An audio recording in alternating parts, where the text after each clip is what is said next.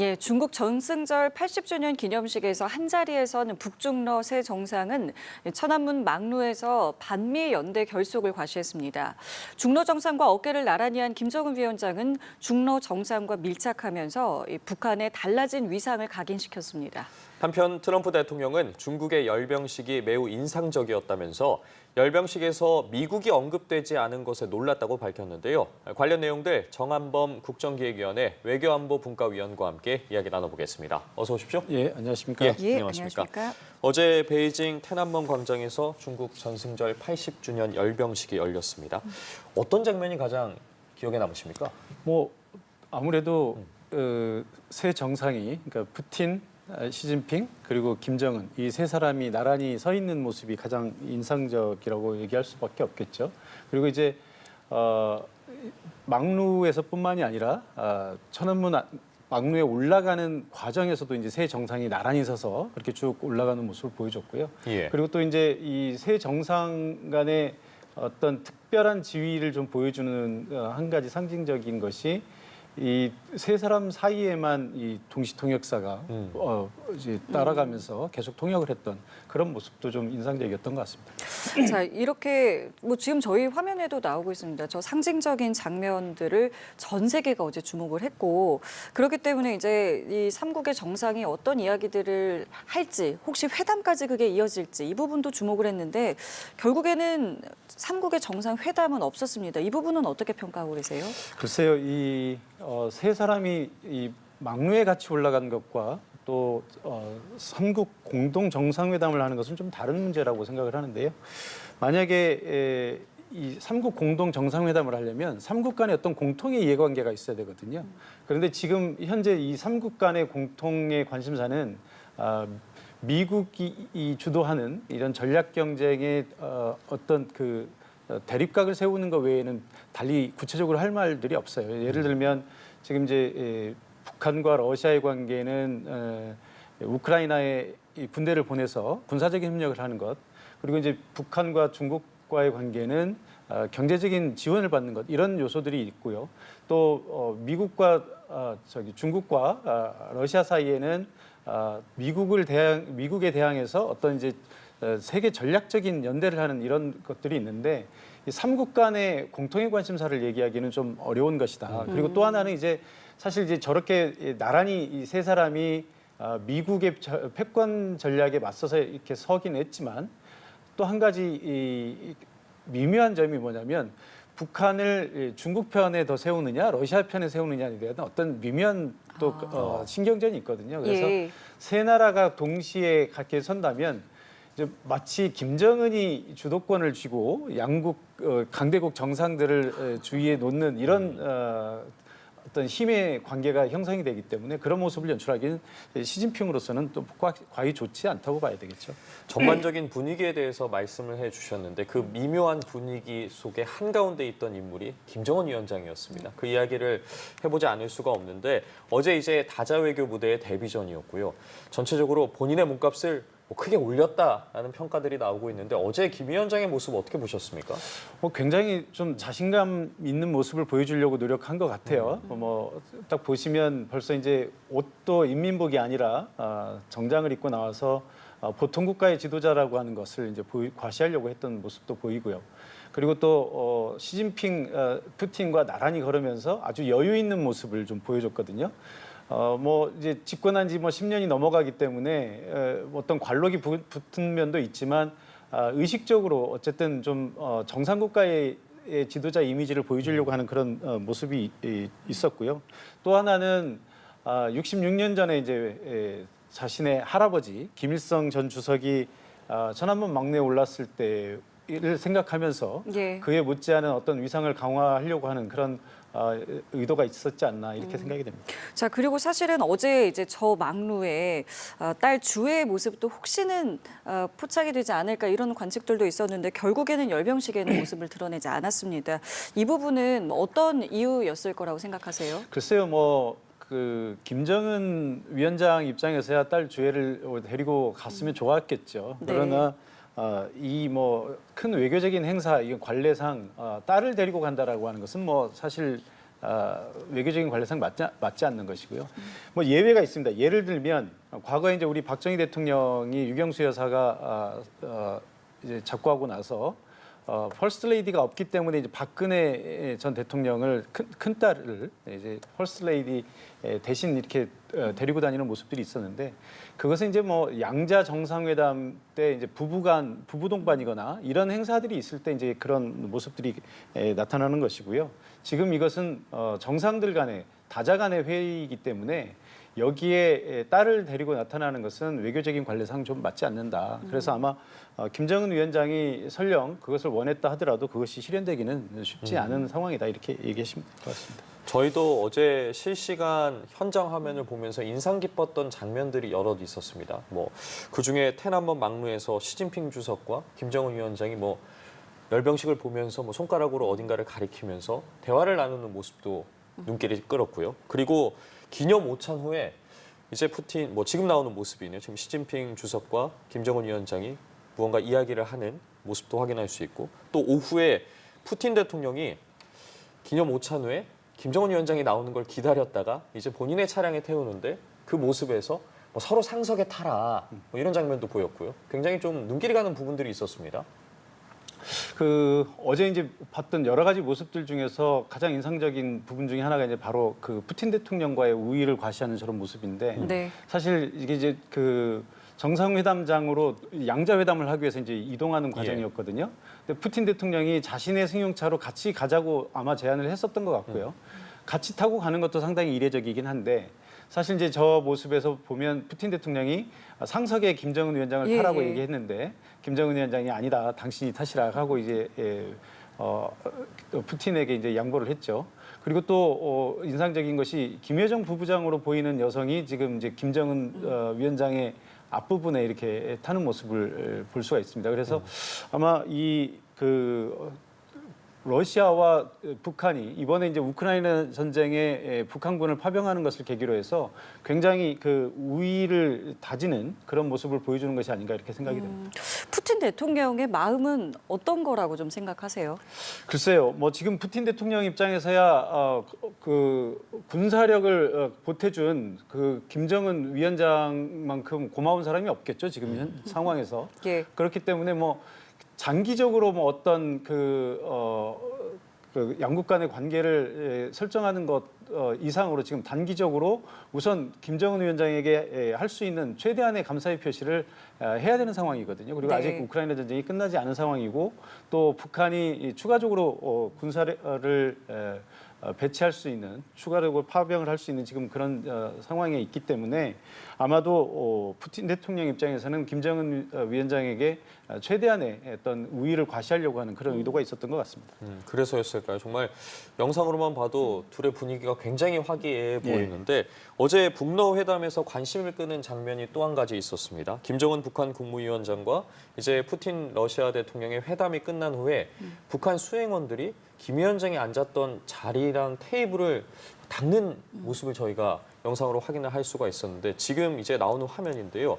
김정은 위원장이 앉았던 뭐 의자도 그렇고요. 지금 테이블도 그렇고요. 수행원들이 닦고 있는 모습입니다.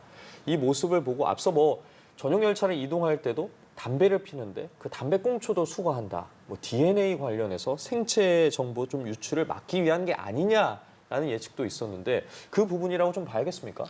그럼요.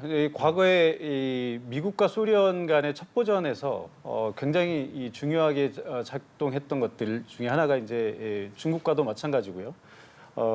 이 정상의 어떤 생체 정보, 그러니까 정상이 이 배설한 이 배설물이라든지 또 침이나 이런 데서 나오는 DNA 정보 이런 것들이 국가 안보에 아주 중요한 영향을 미친다고 이렇게 이제 알려져 있거든요. 그래서 최근에도 이제 정상들 간에 이 회담을 하게 되면 정상의 어떤 이제 배설물이라든지 이런 것들을 수거해가는 것이 굉장히 이제 관례 중에 하나로 이렇게 알려져 있습니다. 그래서 뭐 이것은 뭐 비단 이 김정은 위원장만 그런 것이 아니고요.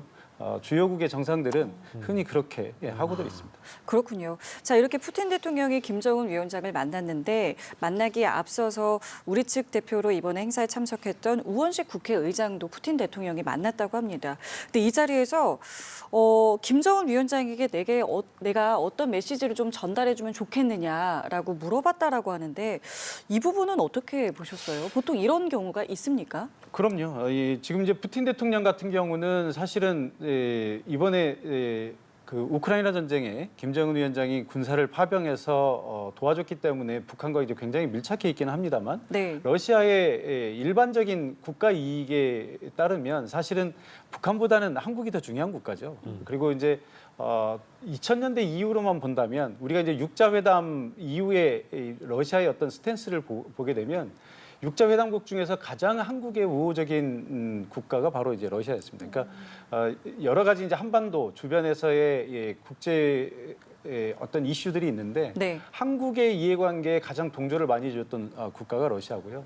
또 국가 간의 이익의 어떤 충돌이 가장 적은 관계가 어찌 보면 한국과 러시아라고 볼 수 있을 것 같습니다. 그래서 보통 이제 러시아는 한국을 굉장히 중요한 협력의 대상으로 생각을 하고 있습니다. 그래서 이런 이제 그 과정들을 좀 이제 유추를 해본다면 아마도 이 러시아는 지금 이런 국면을 벗어나게 되면 한국과도 계속 우호적인 관계를 유지하고 싶다.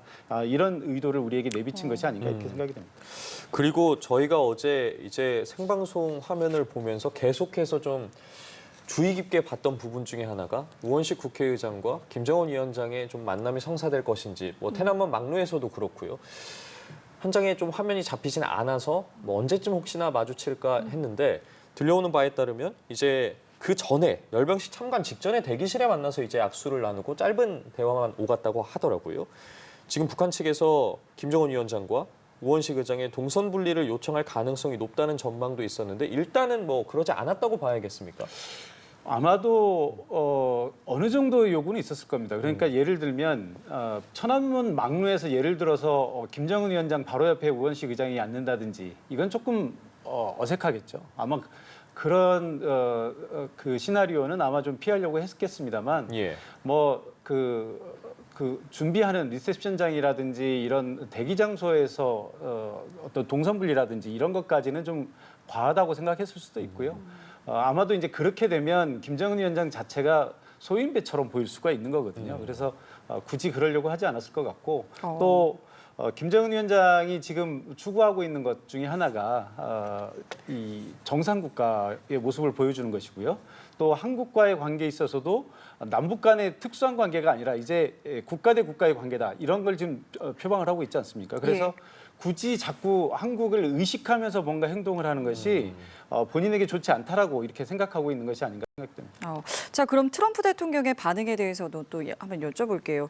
일단은 열병식이 끝난 뒤에 열병식이 인상적이었다. 시진핑 주석이 미국을 언급하지 않아서 놀랬다라고 이야기를 했는데 이 말은 어떻게 저희가 좀 해석해 볼 수 있을까요? 글쎄 트럼프 대통령은 항상 본인이 화제의 중심이 서야 되고 예. 가장 이 언론의 초점을 받아야 되는 사람이기 때문에 네. 아마 그런 부분에서 굉장히 좀 서운했던 것이 아닌가 생각합니다. 뭐 이 중국에서 이 벌어지고 있는 열병식에 본인이 직접 참석은 안 했지만 또 거기에서 미국이나 본인이 언급이 되면서 중국의 열병식이 본인에게 이 스포트라이트를 비추게 하는 이런 어떤 계기가 되지 않을까라는 기대를 했었던 것이 아닌가 싶고요. 그런데 이제 북중러 세 나라가 모두 미국을 철저히 외면하는 이런 모습을 보이니까 내가 여기 있다. 왜 나를 언급하지 않느냐. 이런 의도가 아니었는가 싶고요. 물론 이제 그 내용에는 그런 내용이 있죠. 지금 이제 전승절이라고 하지만 사실 이 전승절이라고 하는 것은 과거 2차 세계대전을 끝낸 것을 얘기하는 거거든요. 그 당시에 중국은 아시다시피 한국과 함께 일본의 식민지 상태였기 때문에 그때 이 전쟁을 끝내준 것이 바로 미국이다라고 하는 것을 이제 다시 한번 상기시키는 것이고요. 그래서 아마 본인에 대한 얘기가 나오면 본인도 뭔가 얘기를 하고 싶었는데 본인에 대한 얘기가 안 나오니까 좀 서운했던 것이 아닌가 싶습니다. 그러고 나서 트럼프 대통령이 이런 얘기를 했습니다. 자신은 북중러 모두와 관계가 좋다. 얼마나 좋은지 1, 2주 내에 알게 될 것이다. 어쨌든 중국 러시아와는 계속해서 대화를 이어오고 있던 상황이고요. 김정은 위원장에게도 뭐 대화하자 제스처를 어쨌든 어떤 방식으로든 표현을 하지 않았겠습니까? 이 부분과 관련해서 어떻게 해석해 봐야겠습니까? 1, 2주 내에 지켜봐라. 이건 뭐 예. 트럼프 대통령이 평상시에 쓰는 화법이기 때문에 너무 그 1, 2주라든지 좋은 관계다 이런 용어에 너무 큰 의미를 줄 필요는 없지 않나 이런 생각이고요. 예. 트럼프 대통령의 얘기를 들어보면 본인과 관계가 좋지 않은 사람은 거의 없고요. 그다음에 또 곧 무슨 일이 벌어질 것이다라고 하는 기대감을 갖게 하지 않은 화법이 없었기 때문에 이게 이제 1, 2주 내에 정말 무슨 일이 일어날 것인지는 모르겠고 다만 트럼프 대통령 뭔가 계속 이벤트를 만드는 스타일이라서 뭔가 계속 추구하고 있겠죠. 그리고 이제 항상 화법이 무슨 일이 일어나는지 두고 보자 뭐 이런 식이거든요. 그래서 한번 보기는 보겠는데 당장 무슨 일이 일어나기는 좀 어렵지 않을까 이렇게 생각이 됩니다. 생각해 보니까 우크라이나전도 금방 끝난다고 했던 그러니까요. 이야기가 생각나네요. 본인이 집권하면은 뭐 한 달 내에 끝내겠다 뭐 이런 그렇죠. 얘기였던 자, 이제 김정은 위원장의 중국에서의 일정 사실은 뭐 공개된 게 없습니다. 하지만 이제 주목되는 것은 중국과 그래서 이제 만나서 이야기를 양자 간에 뭐 어떤 얘기가 있겠느냐 이 부분인데 어떻게 정상회담에 대해서는 어떻게 생각하고 계세요? 글쎄 당연히 해야 되겠죠. 그 중국을 방문했는데 양자 정상회담을 하지 않는다면 사실은 굉장히 홀대를 받는 결과가 되기 때문에 뭐 막루에 나란히 선 것도 중요하지만 당연히 양자회담이 열릴 거고요. 그게 만약에 열리지 않는다면 정말 이상한 상황이 되는 거기 때문에 당연히 하게 될 겁니다. 근데 이제 어제는 그 열병식이 있었던 당일이기 때문에 네. 아마도 시진핑 주석이 바빴을 거예요. 왜냐하면 세계 여러 나라의 정상들이 오지 않았습니까? 그러니까 그 사람들 다 만나줘야 되거든요. 양자회담을 웬만하면 사진 한 번씩 찍어야 되기 때문에.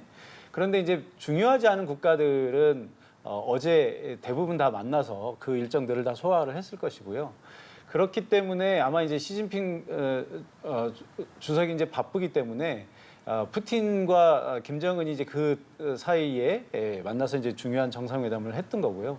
오늘쯤에는 아마 시진핑 주석이 이 김정은 위원장을 만나지 않을까 이렇게 생각이 됩니다. 그렇다면 중국과 북한의 관계 회복이랄까요? 이러한 부분들이 한반도에 당면한 좀 문제들에 앞으로 좀 어떤 영향을 미치게 될까요? 글쎄요, 저는 그 어떤 쪽의 가능성도 열려 있다고 생각을 합니다. 물론 이제 이게 이제 긍정적인 영향을 미칠 수도 있고 부정적인 영향을 미칠 수도 있는데요. 길게 보면 북중 관계가 좋아지는 것이 이 한국과의 남북 관계라든지 또 북미 관계라든지 북한이 이 문을 열고 나오는데 긍정적인 영향을 미칠 거라고 봐요. 예. 왜냐하면 어떤 대외 관계의 어떤 자신감도 쌓는 측면이 있고 또 중국으로부터의 어떤 지원이 북한으로 하여금 어떤 자신감을 갖게 하는 그런 측면이 있을 거라고 보는데 단기적으로는 또 모르겠습니다. 지금 북한이 굉장히 공공한 처지여야 이 회담에 바로 나올 수 있는데 지금은 북한이 자기 몸값을 올리고 있는 타이밍이거든요. 그래서 이 타이밍은 북한이 몸값을 올리는데 지금 중국이 기여하고 있는 타이밍이다.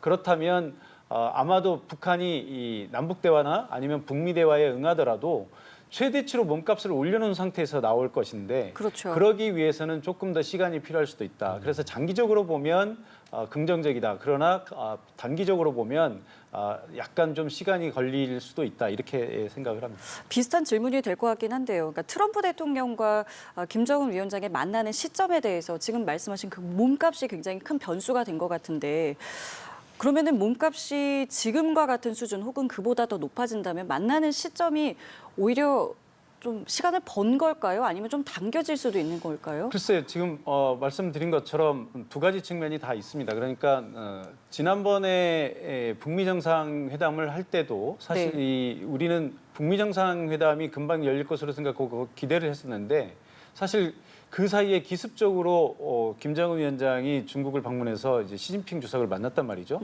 사실 그 상황을 조금 제가 설명을 드리면 김정은 위원장이 갑자기 북한의 지도자가 됐잖아요. 어린 나이에 아버지 김정일 위원장이 갑자기 급사하면서 느닷없이 이제 지도자가 됐는데 그때는 뭐 실제 나이가 얼마냐 논란이 있었습니다만 어쨌든 우리가 파악한 바로는 거의 20대 후반의 최고 정상이 됐거든요.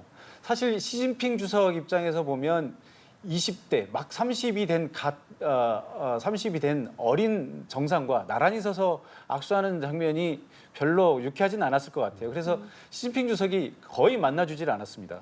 굉장히 오랫동안 만나주질 않았는데 네.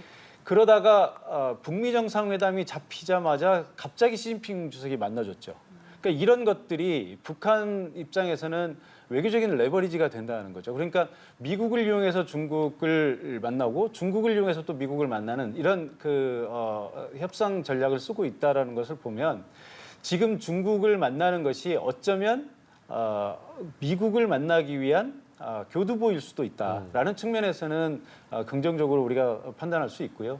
또 그 반대 측면에서 보면 미국을 만나기 전에 중국을 왜 만나겠느냐. 이것은 그만큼 협상력이 높아지는 협상 카드가 되기 때문에 만나는 거거든요. 그러면 이 몸값을 올리는 과정에서는 어떤 신경전을 더 하는데 중국을 더 많이 활용할 수도 있겠다. 이런 양 측면을 모두 봐야 될 거라고 생각을 합니다. 예, 알겠습니다. 중국의 전승절 이후에 어떤 모습들이 이어질지는 저희도 계속해서 좀 지켜봐야겠습니다. 지금까지 정한범 국정기획위원회 외교안보분과위원과 이야기 나눠봤습니다. 말씀 고맙습니다. 예, 고맙습니다. 예, 감사합니다.